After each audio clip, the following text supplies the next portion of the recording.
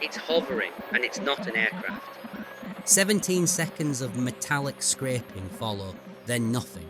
A young pilot, alone in the vast blackness above the ocean, describes something impossible. His voice is tight with a fear that's rapidly eclipsing the thrill of flight. And then, a radio line that still echoes unanswered decades later, leaving us all to wonder what happened up there.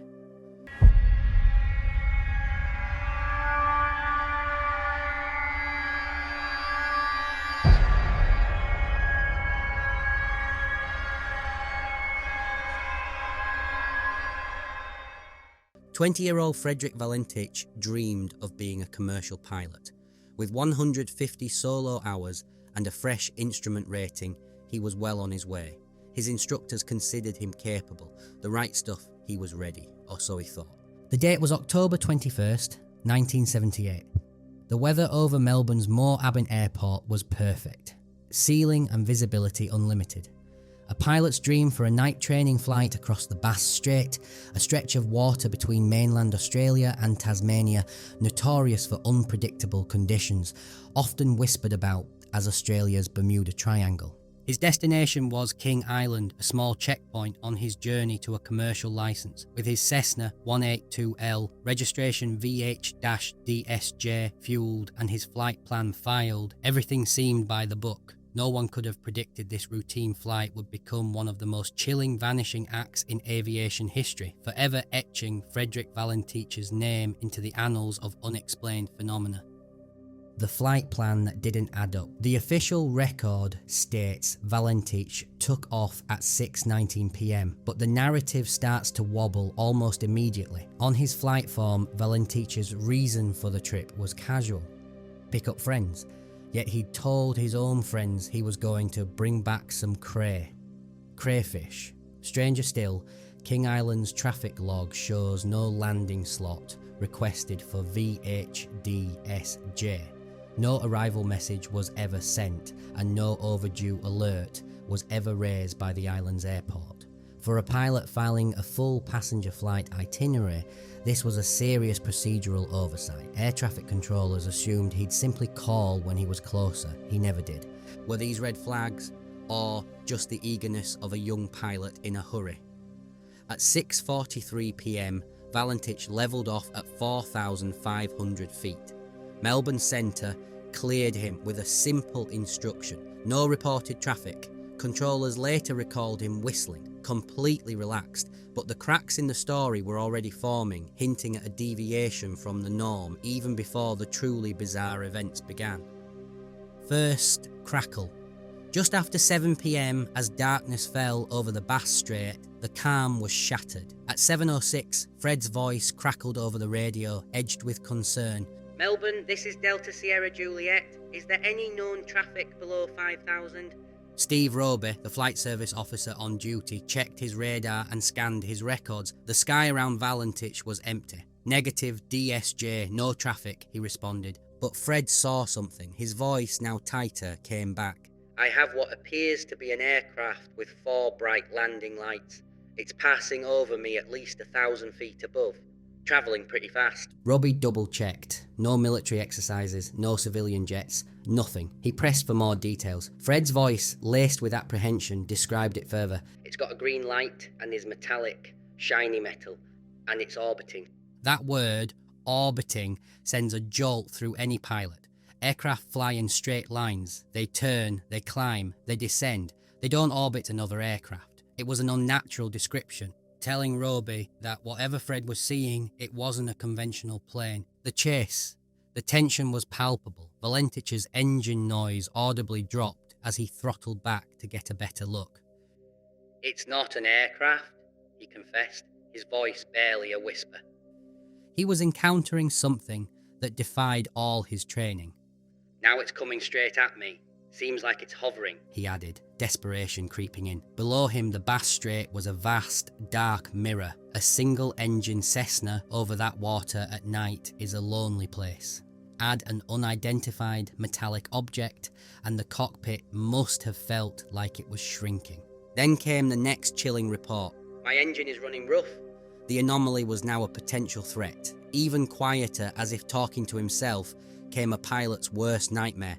I can't trust my instruments. Roby tried to cut through the panic, ordering him to set a course for home. DSJ, set heading 090 for Moorabbin. Roger, turning. It's following me. The transmission was severed. What followed was 17 seconds of a grating metallic scrape, like a garden rake dragged across a tin roof. Then, the vast echoing silence. Mayday, search, nothing.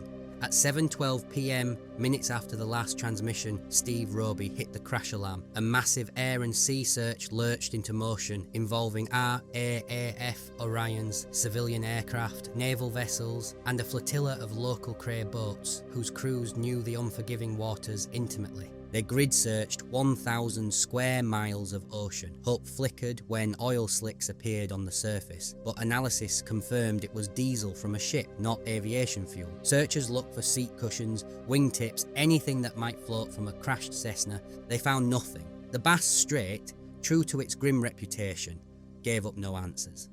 The disappearance of Frederick Valentich was a complete vanishing act, leaving only questions and the chilling memory of his final words. Theories on the table.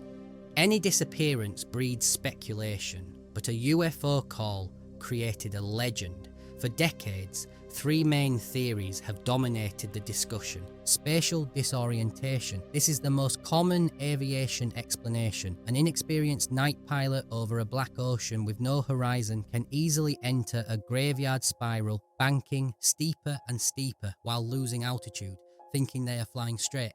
The planet Venus was also exceptionally bright that night. Could Fred have mistaken it for an aircraft, panicked, and spun into the sea?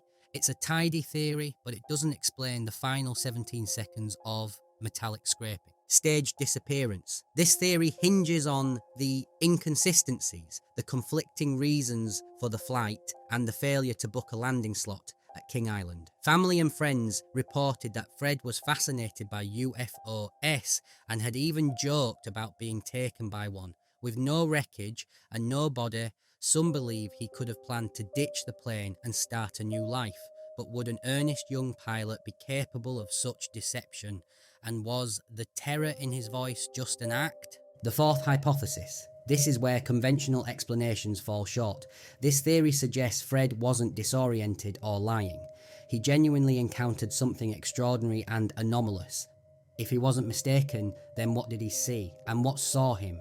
This idea is fueled by eyewitness reports from the ground, suggesting something was indeed out there that night. Eyewitnesses who weren't in the cockpit. What elevates this case are the scattered but corroborating eyewitness accounts from that same night. A farmer near Crayfish Bay, speaking on the condition of anonymity, gave a startling statement to a UFO society. He claimed to have seen a huge, brightly lit object hovering over his paddock. More astonishingly, he described seeing something small and dark, looked like a Cessna, hung underneath like it was glued there. He said the craft then zipped skyward, plane and all, and vanished. While this account is unverified, it offers a terrifying visual for Fred's final moments. He wasn't the only one. About 20 other reports came in from across the Bass Strait area, describing green lights moving oddly and performing manoeuvres no conventional aircraft could. These accounts collectively suggest that Fred may not have been alone, and he may not have been hallucinating. For the Valentich family, the official verdict of cause undetermined was never enough. Fred's father, Guido, refused to accept it was a simple accident. He became a man consumed by a quest for truth, combing the coastline for debris and funding his own aerial searches. He meticulously logged every reported sighting, every rumour, desperate for a clue. Fred's mother, Alberta, kept his flight bag by the door, his boots and goggles inside, waiting for him to come home. The family's narrative hardened into an unshakable conviction. Fred was taken. He hadn't crashed. Fueled by his known interest in UFOs and his chillingly prophetic jokes, their belief ensured the human story at the core of the mystery would never fade. Official file, unofficial ending.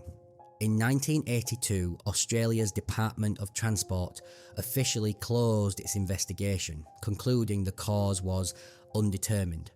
But the story doesn't end there. To this day, the Australian Transportation Safety Board lists the Valentich case as open. Tucked away in their archives is a small notation next to his file. Pilot reported UFO, no wreckage recovered.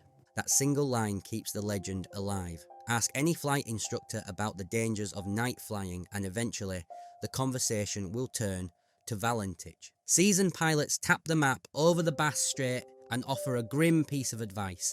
Keep your gyros warm and your radio louder. It's a cautionary tale, acknowledging that some mysteries defy explanation. Modern tech, fresh looks. New technology periodically breathes life into the cold case. In 2018, acoustics enthusiasts performed a spectral analysis on the infamous 17-second scrape. They claimed the harmonics matched the resonant frequencies of a Cessna's skin vibrating under extreme torsion, suggesting the airframe was breaking apart. Skeptics, however, argued it was merely radio interference. Then, in 2020, a drone pilot combing through archival Landsat satellite images believed he spotted a faint, ghost-like outline on the seabed, 35 nautical miles southeast of Cape Otway. The length, approximately 36 feet, was consistent with a Cessna, but authorities declined to launch a deep-sea recovery operation, citing the immense depth and cost for what was, at best, a pixelated and ambiguous image. Each new tool has only added more questions. The cultural afterlife. Frederick Valentich's last words became a meme before memes existed. You can find them on t-shirts, in punk songs, and even on a craft beer called Not an Aircraft IPA. The incident is a staple in psychology courses on confirmation bias and at UFO conferences. The term Bass Strait triangle is now a clickbait staple. But behind the sensationalism is a simple human fact. A 20-year-old who loved the sky, went out one night and never came back. That is what truly keeps aviation veterans awake at night. The cultural afterlife of the case is a powerful reminder of our fascination with the unknown, but its heart is the personal tragedy of a life cut short. What do you believe? So after all the theories, analyses and cultural echoes, the fundamental question remains, what do you believe happened? Was Frederick Valentich a tragic victim of spatial disorientation? Was it an elaborate prank gone fatally wrong? Or was he the unwilling star of a mid-air encounter with something truly beyond our understanding? Each theory fits some fragments of the puzzle, but not a single one fits them all. There's always a piece left over, an anomaly that refuses to be explained away. The disappearance of Frederick Valentich is a jigsaw puzzle with the crucial piece perpetually missing. Perhaps it lies on the seabed, or perhaps it's somewhere human eyes can never find it. Until concrete evidence emerges, the story belongs to the storytellers, the skeptics, and the believers. If you've got a theory that you think squares this impossible circle, drop it in the comments below. The best ones just might get pinned. And while you're down there, give us a like, subscribe, and hit that notification bell. Let me know which unsolved aviation mystery keeps you staring at the sky. 17 seconds of metal on metal, over 40 years of silence, somewhere over the Bass Strait. Frederick Valentich is still 20, still climbing, still asking if there's any known traffic. Until we know different, the Strait keeps its secret, and the sky keeps its reputation as the biggest crime scene with no fingerprints.